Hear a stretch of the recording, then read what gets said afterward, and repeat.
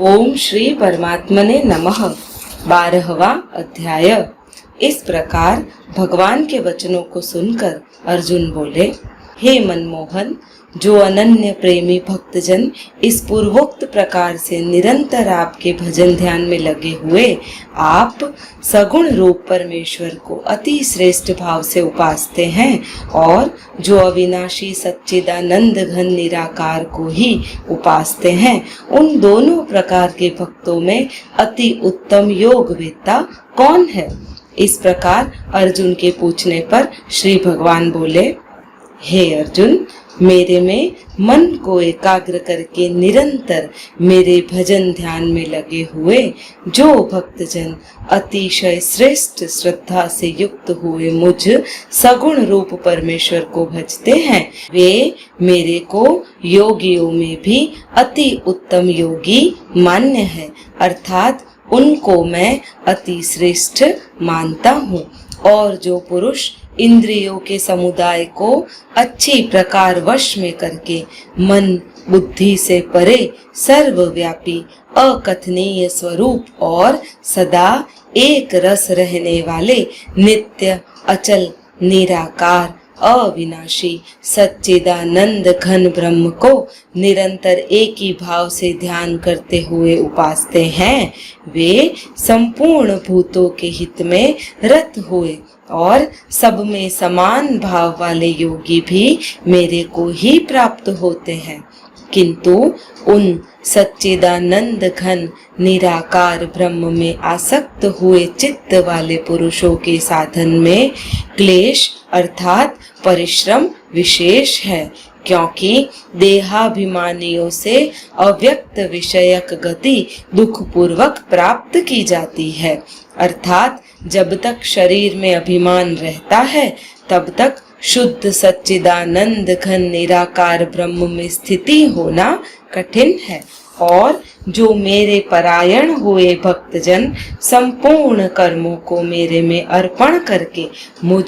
सगुण रूप परमेश्वर को ही तेल धारा के सदृश अनन्य ध्यान योग से निरंतर चिंतन करते हुए भजते हैं, हे अर्जुन, उन मेरे में चित्त को लगाने वाले प्रेमी भक्तों को मैं शीघ्र ही मृत्यु रूप संसार समुद्र से उद्धार करने वाला होता हूँ। इसीलिए हे अर्जुन, तू मेरे में मन को लगा और मेरे में ही बुद्धि को लगा। इसके उपरांत तू मेरे में ही निवास करेगा, अर्थात मेरे को ही प्राप्त होगा, इसमें कुछ भी संशय नहीं है। यदि तू मन को मेरे में अचल स्थापन करने के लिए समर्थ नहीं है तो हे अर्जुन, अभ्यास रूप योग के द्वारा मेरे को प्राप्त होने के लिए इच्छा कर। यदि तू ऊपर कहे हुए अभ्यास में भी असमर्थ है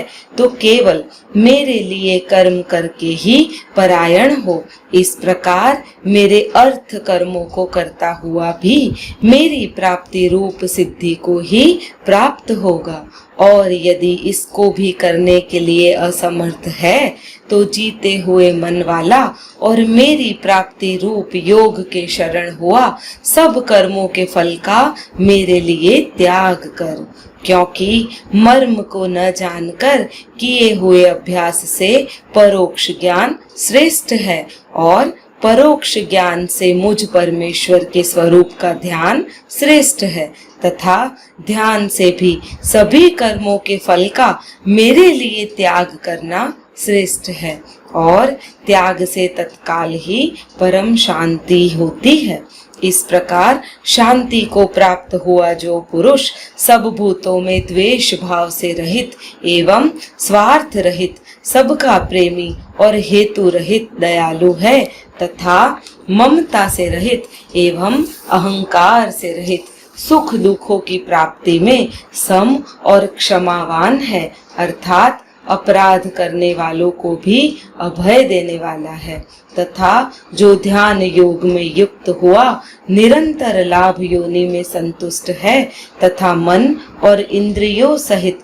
शरीर को वश में किए हुए मेरे में दृढ़ निश्चय वाला है, वह मेरे में अर्पण किए हुए मन बुद्धि वाला मेरा भक्त मेरे को प्रिय है। जिससे कोई भी जीव उद्वेग को प्राप्त नहीं होता है और जो स्वयं भी किसी जीव से उद्वेग को प्राप्त नहीं होता है, तथा जो हर्ष, अमर्ष, भय और उद्वेग आदिकों से रहित है, वह भक्त मेरे को प्रिय है। जो पुरुष आकांक्षा से रहित तथा बाहर भीतर से शुद्ध और चतुर है, अर्थात जिस काम के लिए आया था उसको पूरा कर चुका है एवं पक्षपात से रहित और दुखों से छूटा हुआ है, वह सर्व आरंभों का त्यागी अर्थात मन, वाणी और शरीर द्वारा प्रारब्ध से होने वाले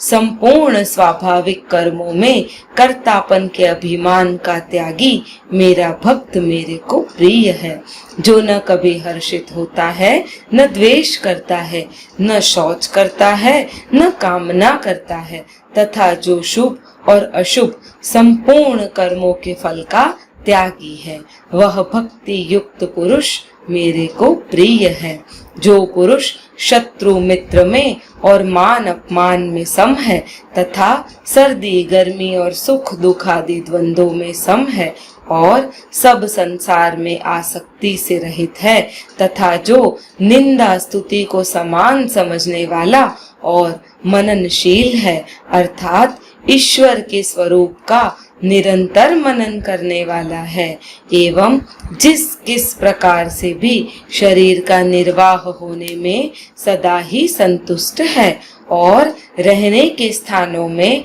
ममता से रहित है, वह स्थिर बुद्धि वाला भक्तिमान पुरुष मेरे को प्रिय है। और जो मेरे परायण हुए अर्थात मेरे को परम आश्चर्य और परम गति एवं सबका आत्म रूप और सबसे परे परम पूज्य समझकर विशुद्ध प्रेम से मेरी प्राप्ति के लिए तत्पर हुए श्रद्धा युक्त पुरुष इस ऊपर कहे हुए धर्ममय अमृत को निष्काम भाव से सेवन करते हैं, वे भक्त मेरे को अतिशय प्रिय है। इति श्रीमद् भगवद गीता रूपी उपनिषद एवं ब्रह्म विद्या तथा योग शास्त्र विषयक श्री कृष्ण और अर्जुन के संवाद में भक्ति योग नामक 12वां अध्याय।